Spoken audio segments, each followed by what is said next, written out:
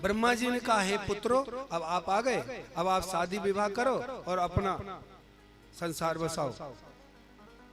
वो सात्विक प्रकृति से आए थे। उन्होंने कहा, पिताजी हम विवाह शादी नहीं करेंगे, हमारा मन भगवान से अलग नहीं होगा, हम इसलिए आपकी आज्ञा का पालन नहीं करेंगे, हम तो जा रहे हैं। अब वो चारों के चारों एक जैसी प्रकृति के हरि शरणम करते हुए वहां से चले गए। ब्रह्मा जी ने सोचा कि बनाए भी और ये चले गए। जिन कहा अब आगे कुछ ना, बड़ी मुश्किल से तो जल में से पृथ्वी लाए वराह भगवान हिरण्याक्ष को मार के, और अब यहाँ पर ये चार बनाए, वो भी सटक गए। और महाराज एक लड़का हमारे यहाँ आता है, उसकी माँ ने कहा, ज्यादा कथा वथा मत सुना कर, कहीं तू घर से निकल गया तो, कहीं साधु हो गया तो बड़ा खतरा, साधु हो जाए बड़ा मुश्किल हो जाएगी। क्योंकि जैसे दुख में हम हैं, जैसे नरक में हमें, वैसे में तू पड़ा रहे तब तो आनंद आएगा। तू कैसे चला जाएगा उत्तम कोटि की जगह पर? ये भले ये हमारे हित चाहने वाले हैं। राधे राधे। वो चारों चले गए। फिर सोचा और बनाते हैं। गुस्से में थे ब्रह्मा, क्या करे? भगवान ने कहा सृष्टि बनाओ, ये चार बनाए, चारों चले गए, अब मैं फिर अकेला। गुस्से में झट उनसे मस्तिष्क में से एक बालक फिर पैदा हुआ, चिल्लाया जोर से, रोता हुआ, ओ क्या? जब गुस्से में होगा तो गुस्से वाला होगा। और रोने लगा, और रोने को कहते हैं रुदन, और रुद्र उसका नाम रखा गया रुद्र। वो शिव जी थे और रुद्र भगवान पैदा हो गए। बोले बोलो मैं क्या करूं? बोले तू रचना कर दे कछु। बोले अभी करता हूँ। 10-20 भूत, 10 पिशाच, 10 उंड मुंड सुंड खड़ा हो गए। बोले ये है मेरा मामला, चाहिए क्या? बोले हाथ जोड़ू तेरे, ऐसी सृष्टि से तो मैं बिना सृष्टि के अच्छा हूँ रुद्र देवता। तो बोले पिताजी आगे तो मैं नहीं करूंगा प्रोडक्शन, लेकिन जो हो गई है अग्रवाल साहब वो क्या करूं? बोले कहीं भी ले जा दो, ऐसी जगह भेज दे इनको तो जहां पर कोई डिस्टरबेंस ना हो। ठीक है, शमशान घाट में चलन, चलो सब, वहां जो भी आएगा शांत आकर के लेट जाएगा, अपना काम वहीं चल जाएगा। ये भी बेकार हो गया मामला। फिर भगवान से प्रार्थना करी, महाराज क्या करे, आगे चल ही नहीं रहा मामला। फिर उन्होंने ध्यान किया तो 10 ऋषि को पैदा किया। 10 ऋषि, मरीचि, अत्रि, अंगिरा, पुलस्त्य, क्रतु, भृगु, वशिष्ठ, दक्ष और नारद। ये 10 पैदा हो गए, पूरे पूरे शरीर वाले। सबको प्रणाम किया। राधे राधे। सबको प्रणाम किया।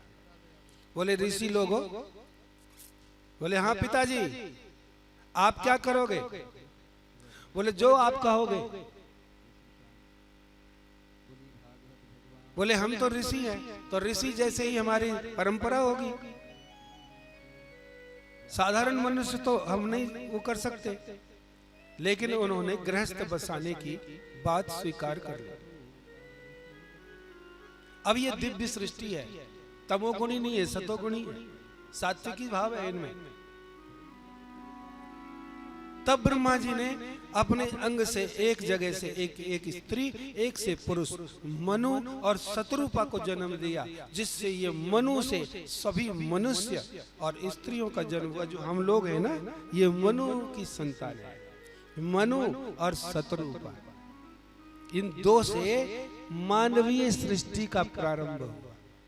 देह शारीरिक सृष्टि, माँ के उदर से जो अब पैदा होंगे बालक, वो सृष्टि पैदा होने लगी। अस्तु, इस प्रकार से सबका निर्माण होता चला गया। ऋषियों के द्वारा अब मानवीय सृष्टि का भी प्रारंभ हुआ। तो मनु महाराज के 5 संतानें हुई। मनु जी के शत्रुपा से 5 हुई और उनसे सारा संसार भर गया। कहीं ना कहीं हम सब उन्हीं से हैं। 3 कन्या हुई और 2 बेटा, आकुति, देवहूति, प्रसूति। आकुति, देवहूति, प्रसूति, ये तो हो गई कन्या। प्रियव्रत और उत्तानपाद, ये 2 पुत्र पैदा हो गए। अब इनके आगे का प्रसंग देखिए। कर्दम और देवहूति का विवाह हो गया। ऋषि कर्दम और देवहूति। कर्दम भी ब्रह्मा से पैदा हुआ। कैसी सृष्टि थी बताओ आप। इस कथा को सुनना आप लोग कि कैसा गृहस्थ बसाया कर्दम ने। ब्रह्मा जी ने कहा जाओ शादी विवाह करो। कर्दम जी ने कहा हम विवाह बाद में करेंगे, पहले हम भगवान को प्राप्त करेंगे, भगवान को पकड़ेंगे, फिर गृहस्थ में जाएंगे। आज तक ऐसा गृहस्थ हुआ नहीं। कर्दम और देवहूति जिनके घर में कपिल भगवान का जन्म हुआ, ऐसे साधारण नहीं है ये लोग। कर्दम ऋषि तपस्या करने चले गए गुजरात में बिंदु सरोवर के निकट। 10,000 वर्ष तक तपस्या की। भगवान प्रकट हुए और भगवान ने कहा क्या चाहते हो। कर्दम ने कहा जो हम चाहते हैं वो आप जानते नहीं हो क्या। बता दोगे, आप नहीं जानते।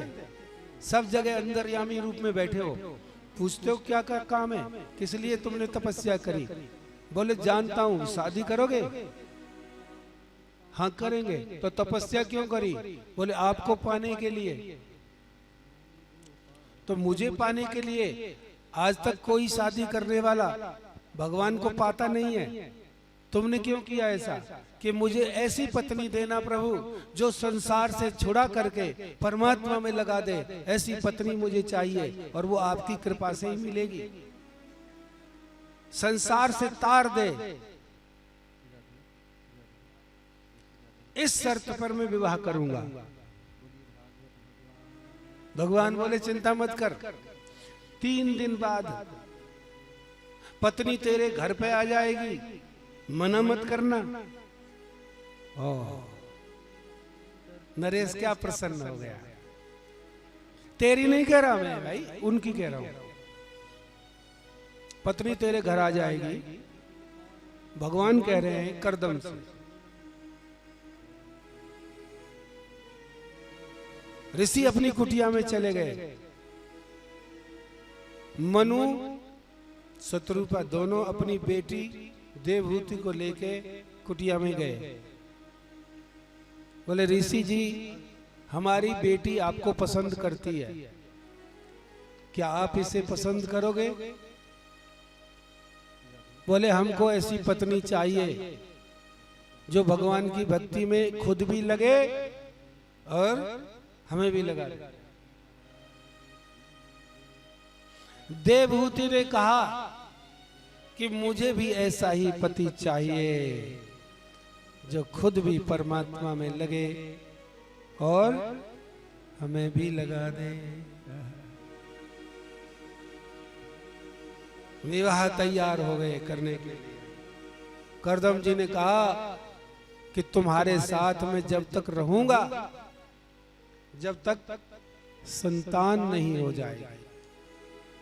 संतान होते ही मैं वन में चला जाऊंगा। कहां। तपस्या करने के लिए। कर्दम और देवहूति का विवाह हुआ। 9 पहली कन्या हुई। जाने लगे। बोले कन्या को छोड़ के क्यों जाते हो। कन्या जब होती है तो पिता की जरूरत पड़ती है विवाह में। 9 कन्या हो गई तो वो ठहरते रहे और उन्हीं के घर 10वें रूप में 10वें पुत्र संतान के रूप में भगवान कपिल देव भगवान पधारे। बोलिए कपिल भगवान की जय। कपिल भगवान पधारे। जब कपिल भगवान का जन्म हुआ तो फिर कहने लगे ऋषि कि अब तो हम जाने को तैयार हैं।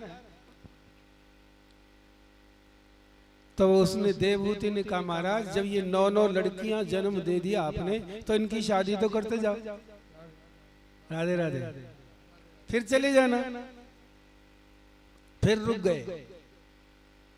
अब उन 9 कन्याओं को 9 ऋषियों के साथ विवाह हुआ जो बड़ा दिव्य है। भगवान कपिल देव ने जो अपनी मां को उपदेश दिया वो भी दिव्य है। एक पद के बाद इस कथा को ध्यान से आप लोग सुनें।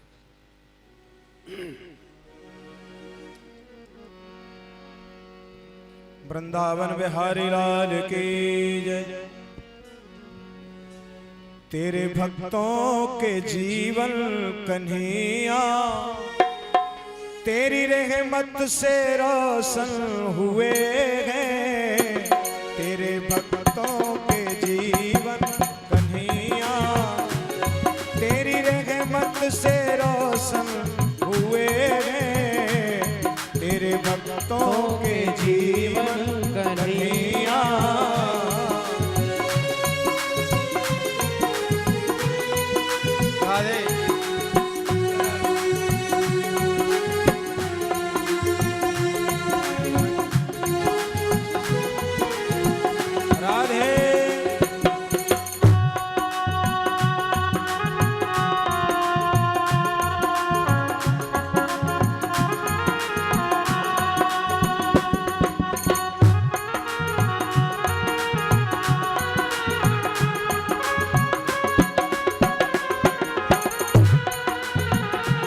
वरना दुनिया में है कौन किसका, वरना दुनिया में है कौन किसका। यहाँ तो अपने पराए हुए हैं। वरना दुनिया में है कौन किसका। यहाँ तो अपने पराए हुए हैं। तेरे भक्तों के जीवन कन्हैया।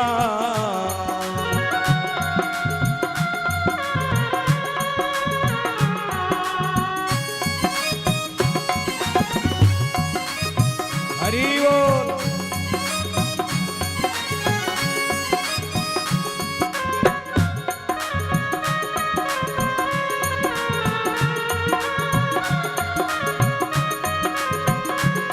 श्री राधे।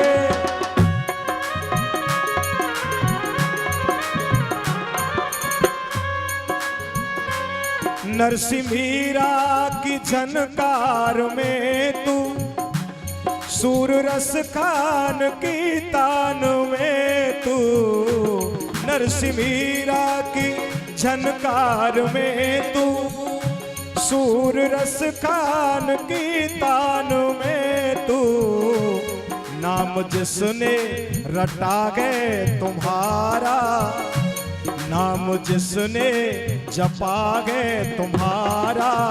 वो तेरी आंखों के तारे हुए हैं। नाम जिसने रटा गए तुम्हारा, तेरी आंखों के तारे हुए हैं। वरना दुनिया में है कौन किसका। ओ यहाँ तो अपने पराए हुए हैं। तेरे भक्तों के जीवन कन्हैया।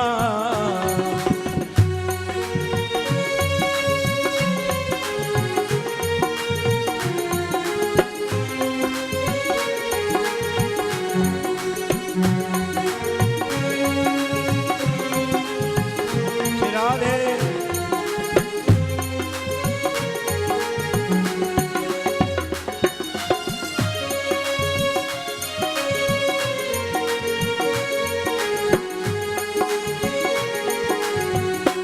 आशा तेरी भरोसा तुम्हारा, श्याम भक्तों की पूंजी तुम ही हो।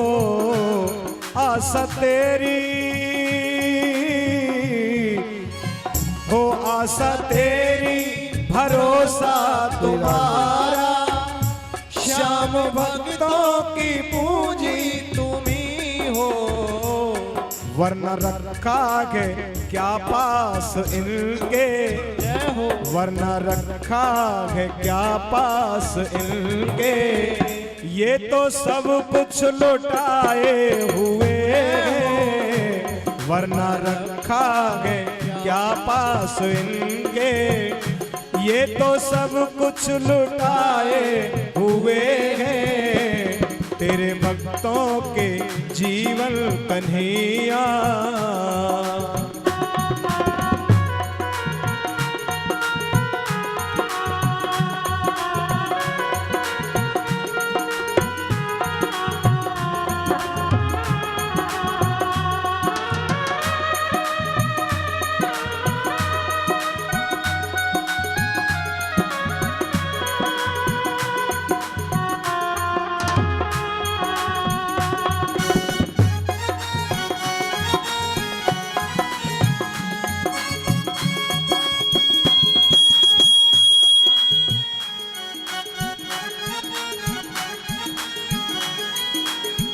और अंत में एक प्रार्थना की भक्त ने, श्याम करके कृपा इस जहां पर, प्रेम सबके दिलों में बसा दो, श्याम करके कृपा इस जहां पर, प्रेम सबके हृदय में बसा दो, प्यारे करके कृपा इस जहां पर, प्रेम सबके दिलों में बसा दे, भक्त देखेंगे ऐसा सवेरा, ओ भक्त देखेंगे ऐसा सवेरा, और सबके लब मुस्कुराए हुए हैं, वरना दुनिया में है कौन किसका, ओ या तो अपने पराए हुए,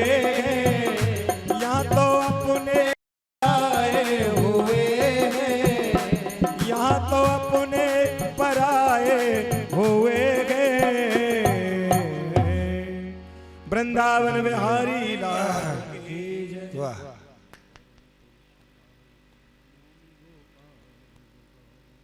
एक पल के लिए भी मन भगवान से दूर न चला जाए, कथा में ही रहो।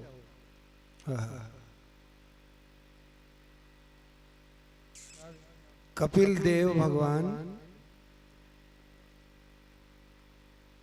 के माता पिता का नाम क्या है? ये तो मना कर रहा है, मुझे नहीं मालूम।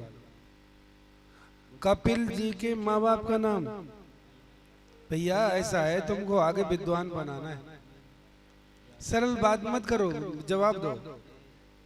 कुछ ऐसी बात भी सुना करो जो कठिन लगती हो, सरल सरल ही नहीं। ये महान ग्रंथ है। बेटा पैदा हो गया, भगवान ही बेटा बन गया। भारत में भगवान को जन्म देने वाले माँ बाप बहुत हैं, ये मत समझना, लेकिन वो तपस्वी है। करदम बोले, देवहूति जी, पत्नी जी, हम चलते हैं। अब बेटा भी हो गया, 5 साल के हो गए, कपिल देव 6-7 साल के। चलो, कपिल जी बोले, महाराज आप मुझे बेटा समझते हो कि भगवान समझते हो? बोले जी, बेटा भी समझते हैं। राधे राधे बोला। दोनों समझते हैं। बेटा के रूप में तो बेटा अपनी माँ का ख्याल रखना, ये कह के जा रहा हूं, और भगवान के रूप में मुझे चिंता ही नहीं है। जिस घर में तू आ गया, तेरी माँ का क्या होगा मुझे चिंता नहीं है। तो बोले, पिताजी ये भी कोई बात है कि जिसके घर में भगवान आ जाए वो घर से बाहर किस लिए जा रहा है? ताली बजाओ। है किस लिए जा रहा है? कोई बात है ये? बोले, तपस्या करने। किसके लिए? आपके लिए। क्या करोगे? याद करूंगा तुम्हें दिन रात, और मेरे सामने बैठ के मुझे याद नहीं करोगे? जो उसने उत्तर दिया, ध्यान देना। महर्षि करदम कहते हैं, तुम्हारे दर्शनों से भी ज्यादा तुम्हारी याद में आनंद आता है, तुम्हारी याद।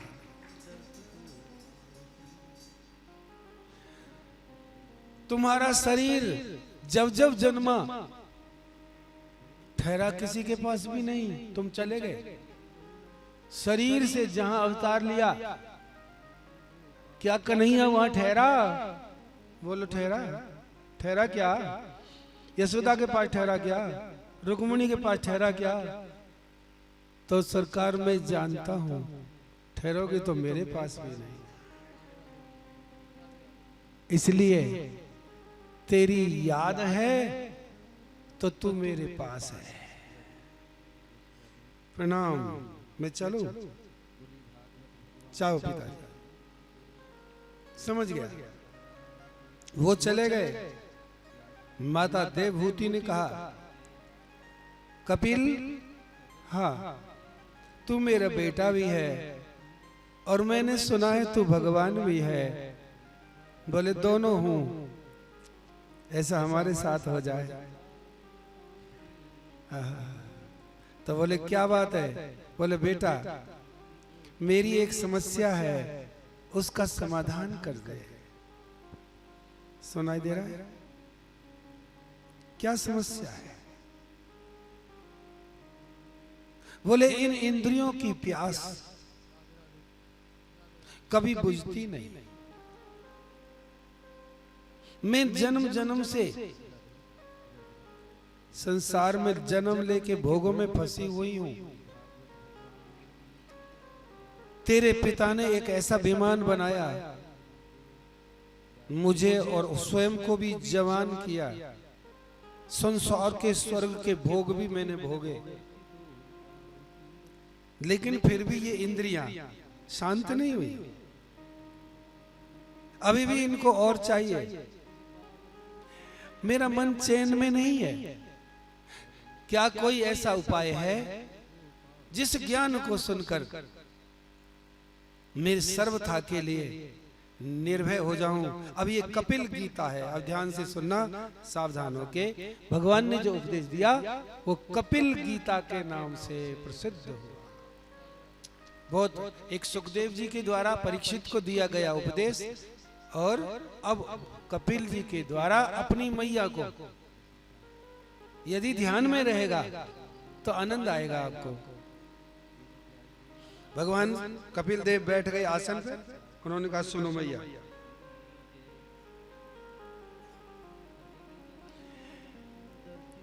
मैया जब तक ये मन बाहर दौड़ेगा तब तक इसकी प्यास नहीं बुझेगी। जब तक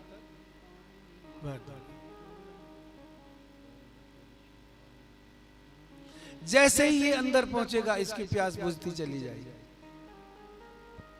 आंखें बंद, संसार का ध्यान हटा, धीरे धीरे अंदर में बैठे हुए ईश्वर के परमात्मा को हृदय में विराजमान करके जब इसकी तरफ कोशिश करेगा ना कि यहीं पर है सच्चिद आनंद का सागर लहरा रहा है, मैं स्वयं परमात्मा से उत्पन्न हुआ हूं, स्वयं आनंद रूप हो हम, ऐसे सोचते ही वो गहरे आनंद में डूब जाएगा।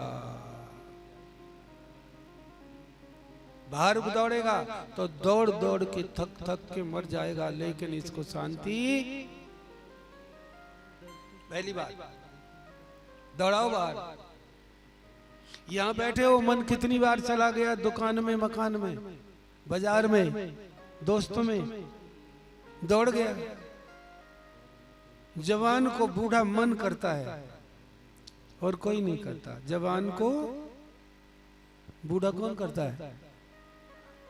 शरीर को निरोगी और रोगी कौन करता है? मन करता है। मां सुन,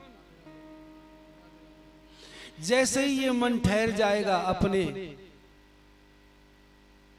निज स्वरूप में, उसी समय जीवन का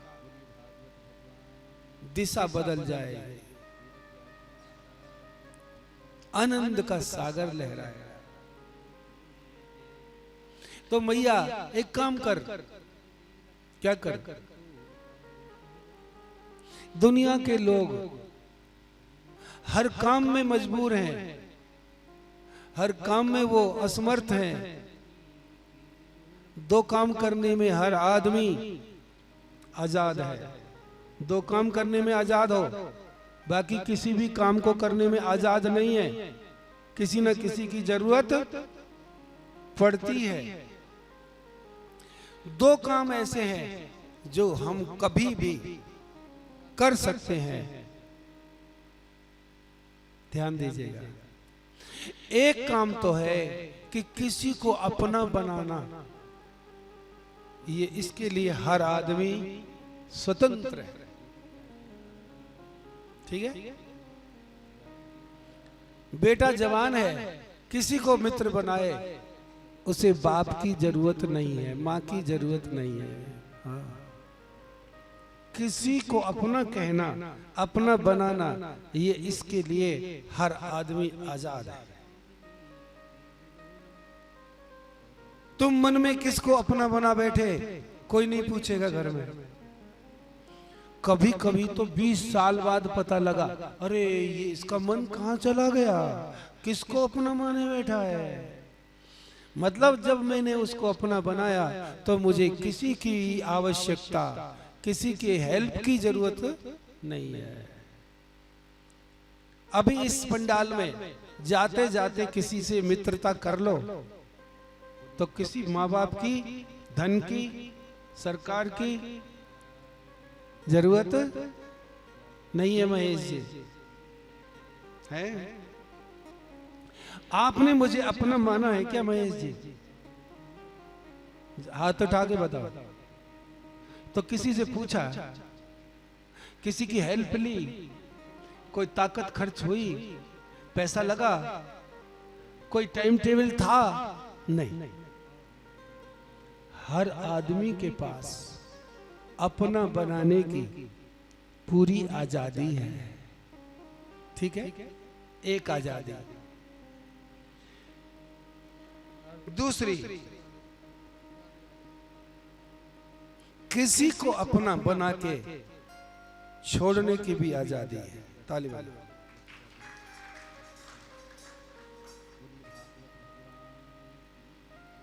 लाख कोई कह दे कि तूने उससे मित्रता की थी, उसे छोड़ क्यों दिया, दोबारा कर ले, नहीं, खत्म। छोड़ने के लिए भी किसी की आवश्यकता नहीं है। कभी भी छोड़ दो।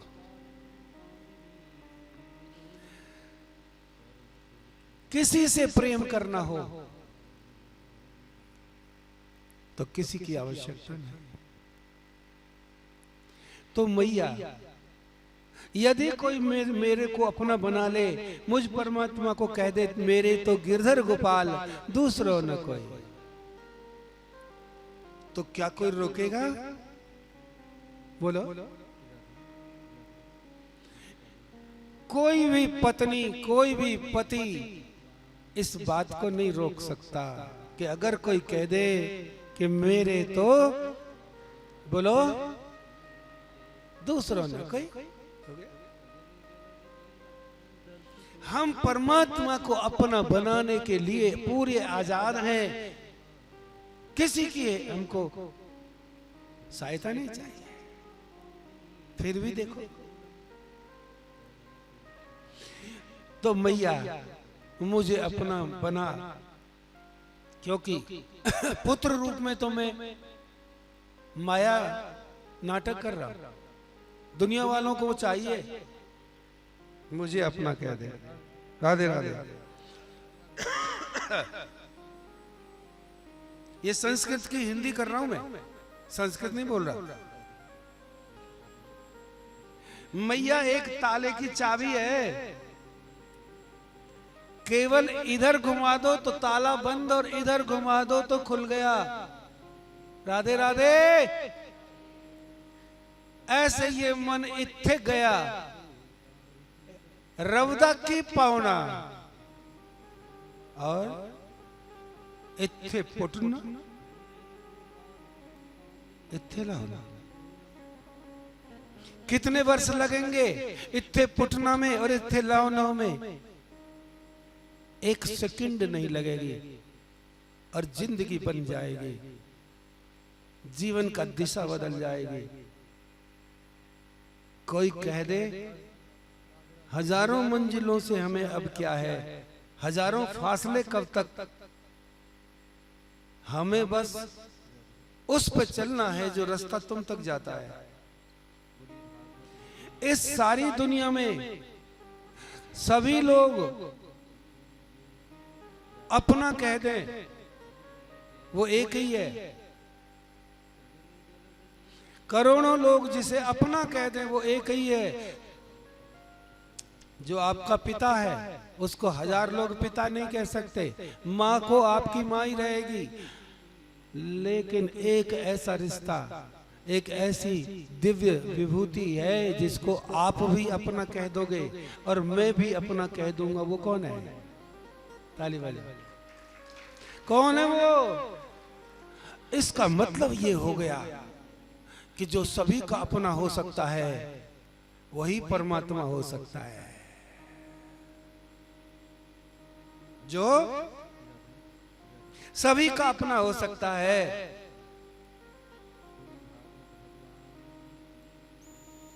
कोई किसी समय रसोई बनाते बनाते अगर कह दे तो पति देव को कोई ऑब्जेक्शन नहीं होगा, और अगर उसने कुछ ही और का नाम ले दिया तो जान से मार देगा। अगर कोई रोटी बनाते कह दे पत्नी बंसी बारे तू मेरी गली, अरे आ जा रे बंसी बारे तू मेरी गली, आ जा रे बंसी वारे तू मेरी गली, आ जा रे बंसी वारे तू मेरी गली। एक मिनट, कोई भी गाले इस चीज को, किसी को घर में ऑब्जेक्शन नहीं होगा, और यदि किसी व्यक्ति का नाम ले दिया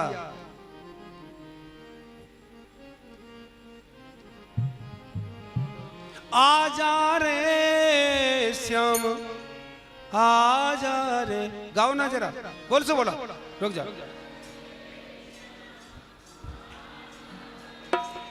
बंसी बारे तू मेरी गली, आ जा रे बंसी वारे तू मेरी गली, आ जा रे बंसी वारे तू मेरी गली, आ जा रे प्यारे, आ जा रे प्यारे, आ जा रे ओ बंसी वारे तू मेरी गली, आ जा रे बंसी वारे तू मेरी गली,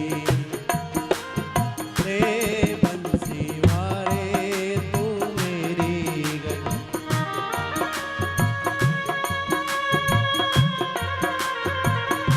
हरि बोल।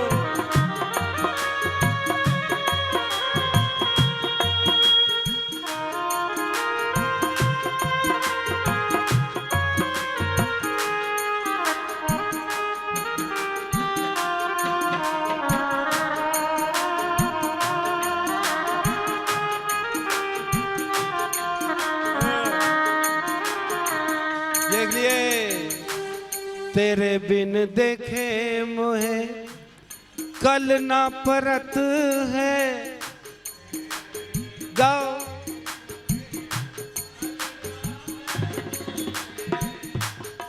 बल्कि जो घर के लोग हैं वो उस देवी के चरण छू लेंगे। ले मेरे घर में ऐसी घरवाली,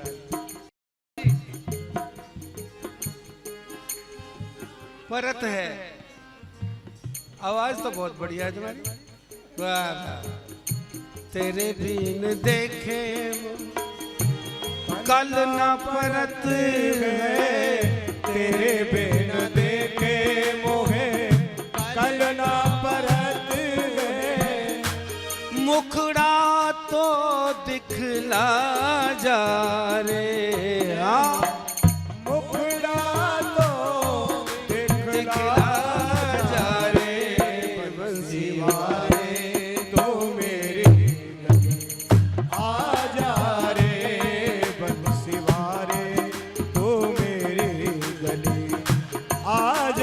रे बंसी वारे तू मेरी गली। भगवान कह रहे हैं सुन मैया, सबसे बड़ा पेट जो कभी नहीं भरता वो मन का है। क्या? इस मन का पेट, लाखों चीजें आ गई, लाखों दृश्य देख लिए, लाखों खाने खा लिए, फिर भी खाली का खाली है। इसका मतलब ये हो गया, इसका मन माधव से ही भरेगा। कोशिश करो, माधव के अतिरिक्त इस मन को कुछ भी दे देना प्यारे।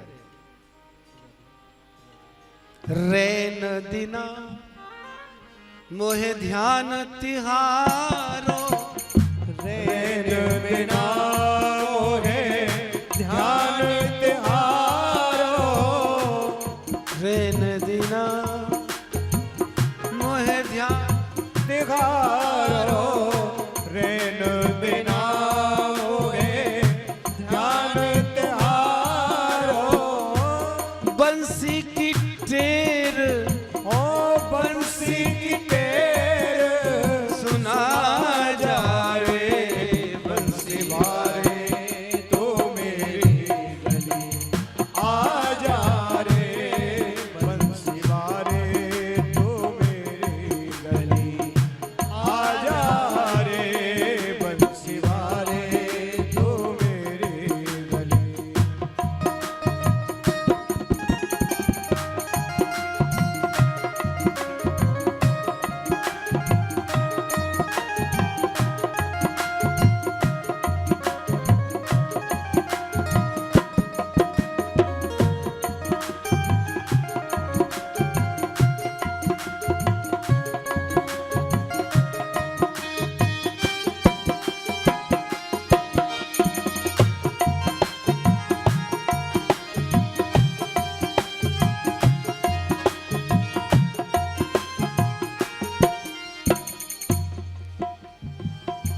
चरण दास सुखदेव पियारो, चरण दास सुखदेव प्यारो।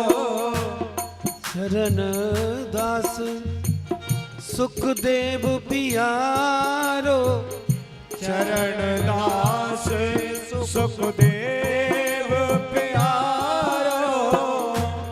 मेरो ही माखन ओ मेरा ही माखन खा जा रे बंसी वारे तो मेरी गली। आ जा रे बंसी वारे तो मेरी गली। आ जा रे बंसी वारे तो मेरी गली। आ जा रे प्यारे, आ जा रे प्यारे, आ जा रे प्यारे, बोलो जोर से, आ जा रे प्यारे, आ जा रे प्यारे, आ जा रे बंसी वारे तो मेरी गली। आ जा रे बंसी वारे तो मेरी गली। ओ आ जा रे बंसी वारे तो मेरी गली। आ जा। कपिल भगवान बोले मैया और कुछ पूछना है क्या? क्योंकि मैं भी अब इस घर को छोड़ के जाऊंगा। तू भी जाएगा? हाँ चल। वो कह रहा साथ में मैं भी जाऊं। चले जाओ। दो बात और बता दो। आपके संत कहीं मुझे मिल जाएं, तू तो चला जाएगा, मेरा क्या होगा? बोले मैया मेरे को हृदय में तू बसा लेगी ना, तो मैं कहीं भी जाऊंगा ना कहीं आऊंगा। आपके संत कहां मिलेंगे? और संत किसको कहते हैं? मैया संत वो है जिस पर मेरे सिवा किसी का प्रभाव न पड़े वो संत है। कोई सामने आ गया, उसको देख के सुखी दुखी ना हो। कुछ दे गया तो कोई सुखी दुखी ना हो, कुछ गाली दे गया नहीं, भगवान से प्रभावित रहे, दुनिया से कभी प्रभावित ना हो, वो संत। संत की परिभाषा, ठीक है। जब किसी के इंप्रेशन में नहीं आए, सदा परमात्मा का इंप्रेशन। कोई आओ कोई जाओ, कुछ लाखों ले जाओ, कुछ भी सदा उसके उसमें। अस्तु बेटा, मुझे भगवान के दर्शन तेरे उस रूप में कब होंगे जिस रूप में मैं तेरे को देखना चाहती हूँ। अभी तो तू बेटा के रूप में आया है। बोले सुनो मैया, जब तू अकेली होगी तो तुझे परमात्मा मिल जाएगा। कब? हम अकेले कभी नहीं होते, हम अकेले में भी भीड़ में होते हैं। हमारे पास बड़ी दुनिया का कबाड़ा रहता है, अकेले में हम ज्यादा भीड़ में होते हैं। दो हो ना तो भीड़ में ज्यादा नहीं रहते, वो है और हमें उसी में लग रहे हैं। अकेले होते ही करोड़ों के बीच में होते हैं। हम अकेले होकर जितने परेशान हैं उतना किसी के साथ रह करके। आज आदमी अकेला रह करके जितना दुखी होता है उतना किसी के साथ दुखी नहीं होता। इसका मतलब अकेले में तो बहुत भयानक दुनिया है। तू जिस दिन अकेली हो जाएगी कि अब मेरा कोई नहीं है मेरे ठाकुर के सिवाय, उसी दिन वो खड़ा हो जाएगा आकर के, क्योंकि वो तो उसका है ही, उसी दिन मिल जाएगा। क्या सुंदर बात है। बोले मैं देखना चाहती हूँ। बोले जिस दिन तू दुनिया को देखना नहीं चाहेगी, आंखें बंद करके कहेगी कि अगर आंखों को अब आंखें जब खोलूंगी, जब मैं सिर्फ बिहारी जी को देखने के लिए ही खोलूंगी, उसी दिन बिहारी जी दिखने से। जब तू देखना नहीं चाहे, जब तक दुनिया को देखना चाहती है तब तक वो नहीं दिखता है। यदि कोई कहे कि अब ये आंखें खुलेंगी तो किसके लिए खुलेंगी? केवल बांके बिहारी के लिए, उसी दिन वो आने को शुरू हो जाएगा। इसलिए माँ मेरा ध्यान कर, अब मैं चलता हूँ। और जैसा भी ठाकुर जी की कृपा से, प्रभु कृपा से, बोले बेटा तू तो मेरा गुरु भी है और भगवान भी है। बहुत सारा सांख्य शास्त्र का उपदेश दे करके और कपिल भगवान गंगा सागर चले गए, जहां आज भी उनका स्थान है गंगा सागर। सारे तीर्थ बार बार और गंगा सागर एक बार। एक ऐसा विचित्र आया महाराज, मनु जी की एक बेटी थी प्रसूति, और वो दक्ष को ब्याह दी। दक्ष बहुत बड़ा तेजस्वी राजा था एक इलाके का, ये समझो। दक्ष बड़ी शक्ति थी उसमें, लेकिन अहंकार बहुत था। शादी तो शिव से कर दी अपनी बेटी की, सती दक्ष की पुत्री, और शिव जैसा पति मिल गया, लेकिन वो बड़ा अहंकारी था। एक दिन कोई यज्ञ में शिव जी पधारे थे। यज्ञ में सारी सभा जुड़ी हुई थी। जैसे ही दक्ष यज्ञ में पधारे सब खड़े हो गए और शिव खड़े नहीं हुए। राधे राधे। कुछ लोगों को रिएक्शन बहुत होता है। क्या? जोर से बोलो। समझ लेना, जितना ज्यादा रिएक्शन हो रहा है उतना ही अहंकार रूपी रावण खड़ा हुआ है इसके पास में। इसके सोने की लंका जलने वाली है। कई लोगों को नमस्ते न करो, बड़ी मुश्किल। खड़े ना हुए, बड़ी मुश्किल। और कई लोगों को कोई मुश्किल नहीं, करी करी ना करी, ये सरल व्यक्ति है, पार जाएगा। दक्ष नाराज हो गया और शिव को ही क्या कहने लगा, अरे बंदर जैसे मुख वाले, मरकट लोचन, अरे अरे वो के भस्मांग रागी बैरागी, तुझे लड़की तो दे दी लेकिन ठीक नहीं किया। तेरे अंदर जरा भी सभ्यता नहीं है कि मैं तुम्हारा ससुर हूं, पिता के समान हूं। फिर भी बारे भूतनाथ, सबके बीच में मेरा अपमान कर दिया। आगे से यज्ञ करेंगे ना जहां, उसका हिस्सा तुझे नहीं मिलेगा। शाप दे दिया, शाप है ये।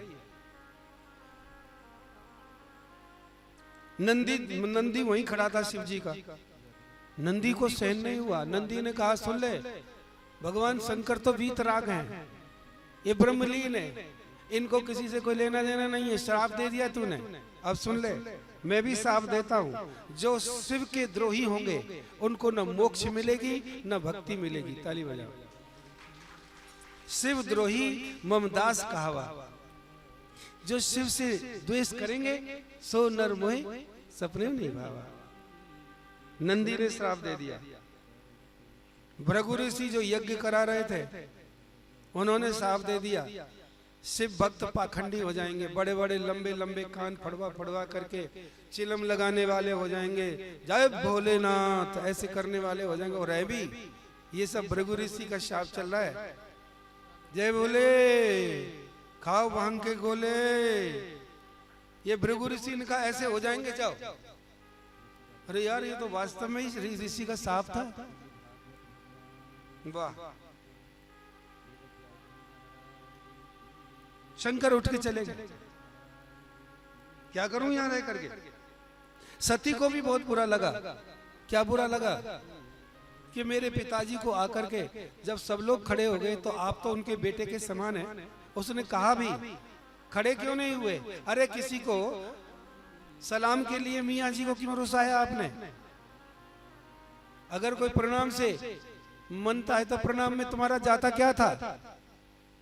तुमने किया क्यों नहीं? मुझे बताओ। सती को अपने पिताजी की